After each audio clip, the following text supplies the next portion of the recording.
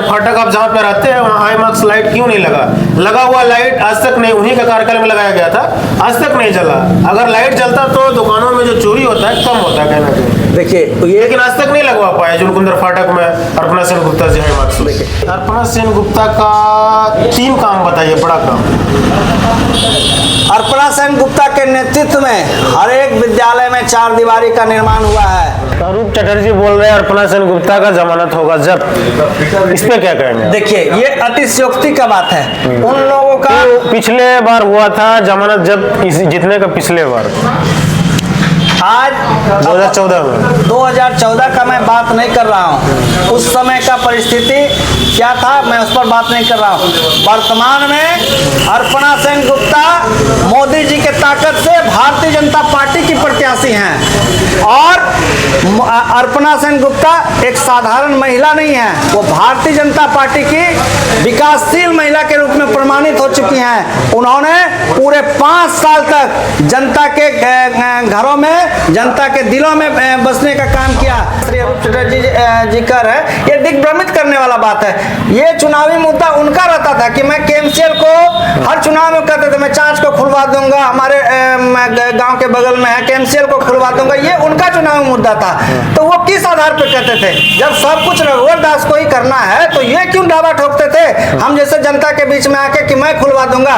जब रघुवर दास को खोलने का पावर था तो आप कहते कि मैं रघुवर दास से आग्रह करूंगा, मैं भाजपा से आग्रह करूंगा, मैं खुलवा दूंगा। आप क्यों कहते थे कि मैं खुलवा दूंगा? निरसा विधानसभा में बहुत सारे कल कारखाना फैक्ट्रियां हुई बंद, बहुत सारे विपक्ष के लोग आरोप लगा रहे, अरूप चटर्जी आंदोलन करके बंद कर दिए।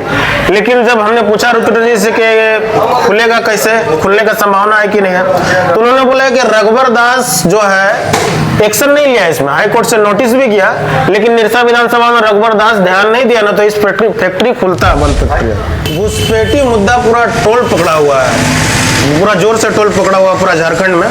तो क्या रघुवर दास के समय घुसपैठ नहीं था? बांग्लादेशी रोहिंग्या घुसपैठ। बांग्लादेश से आप जब साहिबगंज की तरफ से ट्रेन से आना जाना करेंगे तो आपको दिखेगा कि प्रतिदिन बांग्लादेश से सैकड़ों के संख्या में लोग ट्रेन से आते और जाते हैं। तो कोई ना कोई शक्ति, प्रशासनिक शक्ति है जो कि उसको मदद करती है कि यहाँ आते ही उसका आधार कार्ड बन जाता है, यहाँ आते ही उसका राशन कार्ड। ये रघुवर दास के काल में नहीं होता था? निश्चित तौर से इसमें बहुत कठोर कार्रवाई होती थी। उस समय इसका संख्या बहुत सामान्य रूप से और छुप छुपा कर होता था। हमारे सामने बीजेपी का दिग्गज सक्रिय कार्यकर्ता और वो हमारे क्षेत्र का मुखिया भी है और सुप्रसिद्ध मुखिया है, उनसे जानने का प्रयास करते हैं चुनावी माहौल क्या है, खासकर निरसा विधानसभा का। उससे पहले ज्यादा समय ना बांधते हुए डायरेक्ट बात करते हैं। सबसे पहले हमारा सोनी डिजिटल मीडिया में आपका स्वागत है। बहुत बहुत शुभकामना सचिन जी, आप बहुत अच्छा काम करते हैं जो सामाजिक विषय को उठाते हैं। सोनी डिजिटल मीडिया का बहुत सारा शुभकामना है, सभी दर्शकों को बहुत बहुत प्रणाम है। अभी जो पूरा रेस पकड़ा हुआ है पूरा झारखंड और पूरा भारत में के बटोगे तो कटेगो, सिर्फ वोट में कहा जा रहा है कि सारे के एक हो के बीजेपी को वोट देना, ये कहा जा रहा है कि इसका कहने का तात्पर्य क्या है? वास्तव में देखिए ये जो दंत कथा या मुहावरा है ये बहुत पुराना है। संगठित रहकर ही आप अपने सांस्कृतिक विरासत को, अपने धार्मिक विरासत को और अपनी सांगठनिक संरचना को, जो सामाजिक संरचना है, उसको आप मजबूत कर सकते हैं। ये हमारे पूर्वजों ने कहा है और ये बात अगर वर्तमान परिदृश्य में अगर आप देखा जाए तो आप बंगाल की स्थिति को देख के हम लोग बड़े आत्मविश्वास के साथ कहेंगे, बांग्लादेश का स्थिति को देखकर बड़े आत्मविश्वास के साथ कहेंगे कि जहाँ जहाँ हिंदू कमज़ोर हुआ है, जहाँ जहाँ भारतीय जनता पार्टी कमज़ोर हुआ है, वहाँ हिंदुओं का स्थिति जो है बहुत ही दुखद है, बहुत ही दया का पात्र बना है हिंदू। घुसपैठी मुद्दा पूरा टोल पकड़ा हुआ है, पूरा जोर से टोल पकड़ा हुआ पूरा झारखंड में। तो क्या रघुवर दास के समय घुसपैठ नहीं था? बांग्लादेशी रोहिंग्या घुसपैठ। बांग्लादेश से आप जब साहिबगंज की तरफ से ट्रेन से आना जाना करेंगे तो आपको दिखेगा कि प्रतिदिन बांग्लादेश से सैकड़ों के संख्या में लोग ट्रेन से आते और जाते हैं। तो कोई ना कोई शक्ति, प्रशासनिक आंतरिक शक्ति है जो कि उसको मदद करती है कि यहाँ आते ही उसका आधार कार्ड बन जाता है, यहाँ आते ही उसका राशन कार्ड। ये रघुवर दास के काल में नहीं होता था? निश्चित तौर से इसमें बहुत कठोर कार्रवाई होती थी उस समय। इसका संख्या बहुत सामान्य रूप से और छुप छुपा कर होता था, लेकिन होता था। बिल्कुल। वो उनका जो नेटवर्क है, मैं कहने में कोई अतिशयोक्ति नहीं होगी कि उनका नेटवर्क बहुत स्ट्रॉन्ग है और वो बांग्लादेश से चल के रांची और दिल्ली तक उनका पहुंच है। इस पे आप क्या कुछ कहना चाहिएगा? इसका रोकथाम के लिए आपके पास कुछ तर्क? देखिए, भारत जो है ये भारत के लोगों के लिए है और हमारा जो संसाधन है, सरकार की जो नीतियां हैं वो भारत के लोगों के लिए प्लान की जाती है। और जो दूसरे देश के लोग हैं वो आते हैं तो हमारे संसाधनों के साथ साथ हमारी आंतरिक शक्ति को कमजोर करते हैं। रोकेंगे कैसे? इसके लिए बॉर्डर बना हुआ है। बॉर्डर में तो अमित शाह गृह मंत्री जैसा का पापा वहाँ है, तो कैसे घुस जा रहा है? देखिए, आप अगर मानते हैं कि देश का काम जो है कोई एक आदमी प्रधानमंत्री बनकर, कोई एक आदमी गृह मंत्री बनकर अगर कर देगा तो ये संभव नहीं है। वहां से आपको नीति बनती है और हर एक भारत का एक एक आदमी का दायित्व बनता है कि उस नीति को, उस नियम को अनुपालन करे। और अमित शाह जी बॉर्डर पर नहीं रह सकते हैं। अमित शाह गृह मंत्री है, रक्षा मंत्री तो वही है ना, उन्हीं का जिम्मेदारी है ना। घुसपैठी कैसे घुस रहा है? देखिए, अभी इतना लंबा बॉर्डर क्षेत्र है और ये सारा इंटरनेशनल विषय है। आज हम लोग झारखंड के चुनाव के डायरेक्ट आते हैं निरसा विधानसभा में और इंटरनेशनल स्तर पर भी मैं कहूँगा कि बॉर्डर सिस्टम को बहुत सा डिजिटलाइज व्यवस्था के थ्रू, सीसीटीवी कैमरा के थ्रू, कहीं कहीं फेंसिंग के थ्रू हम लोग मजबूत कर रहे हैं। और आप लोग देखते हैं चाइना के साथ और कहीं पाकिस्तान के साथ, कहीं बांग्लादेश के साथ हमारा बॉर्डर लगा हुआ है और हमने सीमा के विवाद को भी बहुत हद तक सुलझाया है। कई एक विवादास्पद मुद्दे थे जिसको अमित शाह जी के नेतृत्व में सुलझाया गया है। लेकिन उनका पकड़ है, ब्यूरोक्रेट्स में बांग्लादेशी सिंडिकेट का पकड़ है, जिसके कारण से वो लोग इस तरह का। वो रघुवर दास का भी काल में हो रहा था, इसमें पूरा जोर हो रहा है। आपका कहना यही है? बिल्कुल बिल्कुल। बिक्का नहीं। आते हैं निरसा विधानसभा। निरसा विधानसभा में बहुत सारे कल कारखाना, फैक्ट्रियां हुई बंद। बहुत सारे विपक्ष के लोग आरोप लगा रहे, आरोप चटर्जी आंदोलन करके बंद कर दिए। लेकिन जब हमने पूछा आरोप चटर्जी से कि खुलेगा कैसे, खुलने का संभावना है कि नहीं है, तो उन्होंने बोला कि रघुवर दास जो है एक्शन नहीं लिया इसमें, हाईकोर्ट से नोटिस भी किया, लेकिन निरसा विधानसभा में रघुवर दास ध्यान नहीं दिया ना, तो इस फैक्ट्री खुलता बंद फैक्ट्री। देखिए, मैं आपको बहुत जिम्मेवारी से कह रहा हूं और आप लोग पत्रकार जो है चौथा स्तंभ है देश का, आप लोग जानते हैं और जनता को भी जानना चाहिए। आपके माध्यम से मैं बताना चाहूंगा कि आप कुमारडीह स्टेशन से ट्रेन पर चढ़ के अगर आप धनबाद की तरफ बढ़ेंगे तो आपको लगभग बंद पड़े हुए 50-60 बड़े बड़े कारखाना दिखेंगे।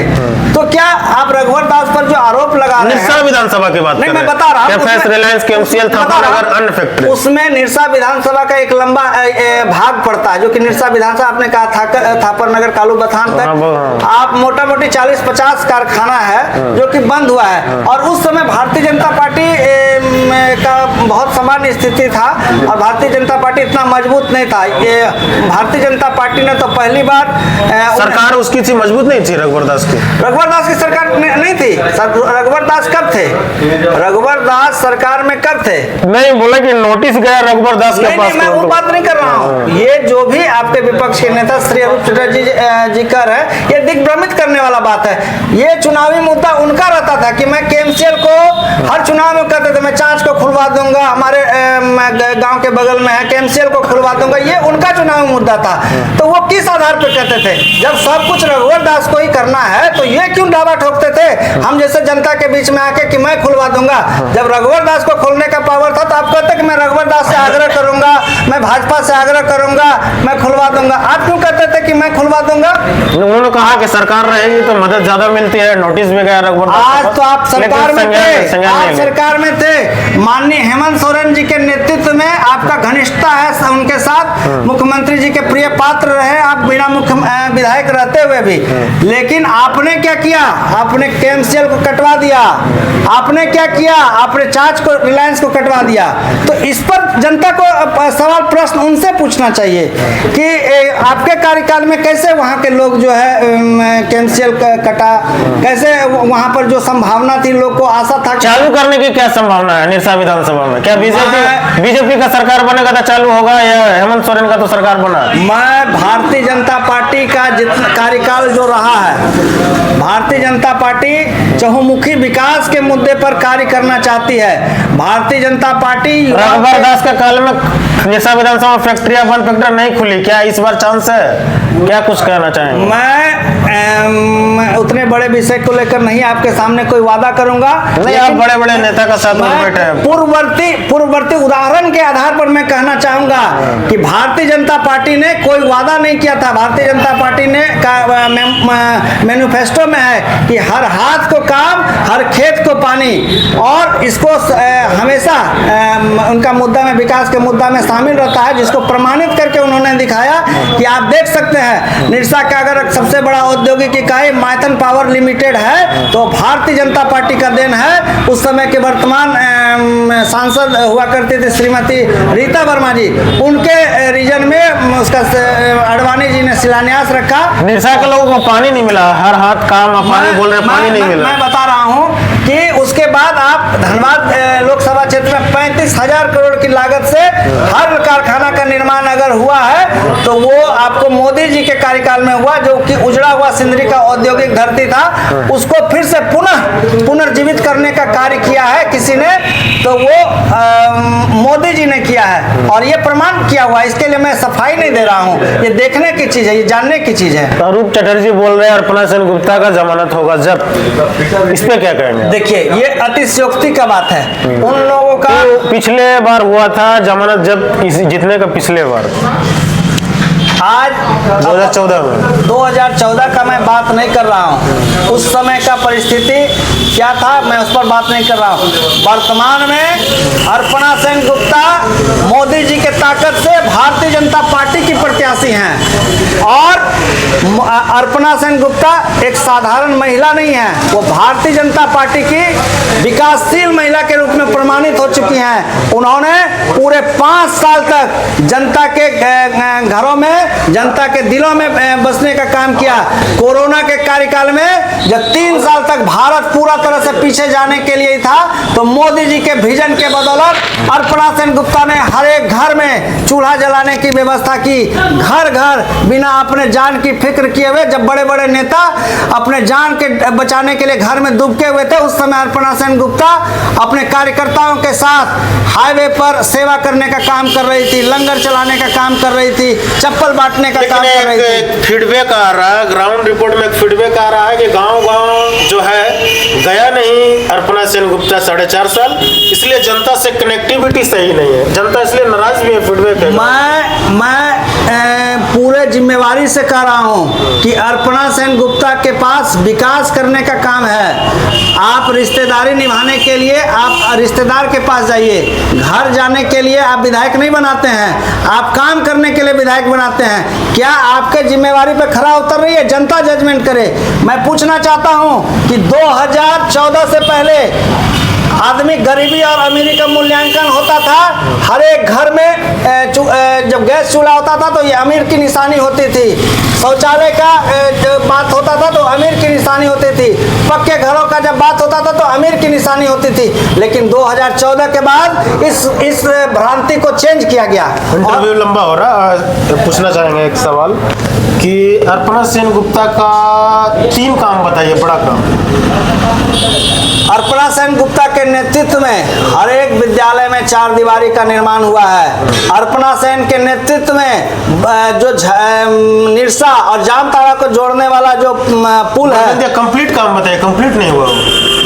अर्पणा सेन के नेतृत्व में डीएमएफटी फंड से यहाँ पर जो पानी का आपने बात किया, 2 डैम से जुड़ा हुआ है। डीएमएफटी के माध्यम से गोविंदपुर जलापूर्ति योजना का 2 यूनिट यहाँ पर चालू हुआ, लेकिन हेमंत सोरेन की सरकार की निष्क्रियता के कारण आज भी काम बंद पड़ा हुआ है। अर्पणा सेन गुप्ता एक टंकी बनवाया पंचित में, पंचित के लोगों को पानी नहीं मिलता, वो बंद ही रहता है हमेशा। देखिए हमने कई बार वीडियो बनाया। अर्पणा सेन गुप्ता एक विधायक हैं, वो काम अर्पणा सेन गुप्ता जी के नेतृत्व में एक प्रयास हुआ कि पंचित डैम के बगल में होने के बाद भी गांव में पानी नहीं पहुंचता है, और टंकी बना हुआ सब फैसिलिटी है, टंकी बना, पानी नहीं मिला तो निरसा के लोगों को कैसे पानी मिलेगा, कैसे विश्वास करें? मैं बता रहा हूँ, पेयजल एवं स्वच्छता विभाग वो झारखंड सरकार के अधीनस्थ है, तो ये सवाल सरकार को देना चाहिए इसका जवाब कि पेयजल एवं स्वच्छता विभाग के निष्क्रियता के कारण हाई मार्क्स लाइट उन्होंने बोला है कि सब जगह लग रहा है हाई मार्क्स। हमारे फाटक आप जहाँ पे रहते हैं वहाँ हाई मार्क्स लाइट क्यों नहीं लगा हुआ लाइट आज तक नहीं, उन्हीं के कार्यकाल में लगाया गया था, आज तक नहीं जला।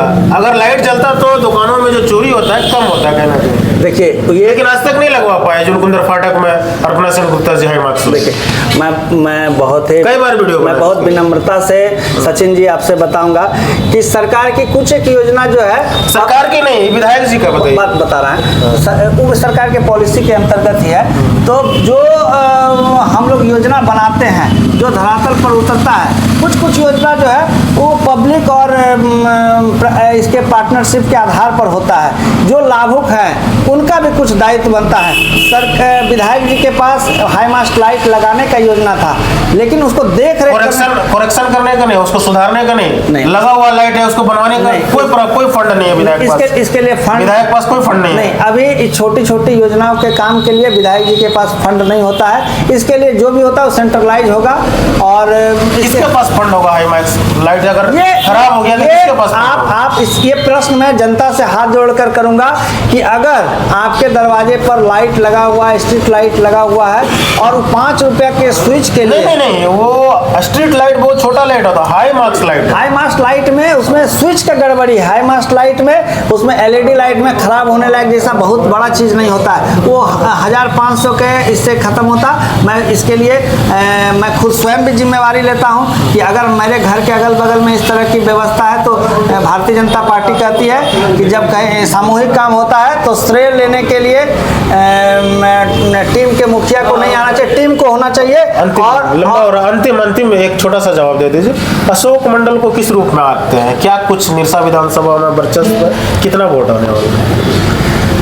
देखिए ये आप लोग सर्वे करते हैं, आप लोग काम करते हैं, आपके तर्क के हिसाब से क्या हो? हर एक लोगों से मैं तो सिर्फ देख रहा हूँ कि जनता के बीच में जब प्रचार में जाता हूँ तो वो मोदी जी को और अर्पणा जी का ही नाम लेते हैं, मैं और किसी के बारे में हमको सुनाई नहीं देता। ग्राउंड से फीडबैक भी आ रहा है कि बीजेपी को जिताने के लिए वो खड़ा हुआ है वोट काटने के लिए। मैं इन बातों पर कोई समीक्षा नहीं करूंगा। ये हमको लग रहा है कि माले के लोगों का इस तरह का प्रोपेगेंडा है, और सभी राजनीतिक कार्यकर्ता अपने मुद्दे पर चुनाव लड़ते हैं। मैं किन्हीं को इस तरह की अपमान करने वाला शब्द कितना वोट आने का संभावना है अशोक मंडल जी को? क्या आंकड़े हैं, क्या आंकड़े? इसका राजनीतिक गणितज्ञ क्या है? इसका भी आंकड़ा हम नहीं बताएंगे। मैं 47,000 वोट आया था जनरल से। मैं इतना आत्मविश्वास के साथ कर रहा हूँ कि अर्पणा जी 25 से 30,000 वोटों से जीतेंगी। चलिए बहुत बहुत धन्यवाद। आप देख रहे थे सोनी डिजिटल मीडिया, सचिन कुशवाहा की रिपोर्ट। जय हिंद।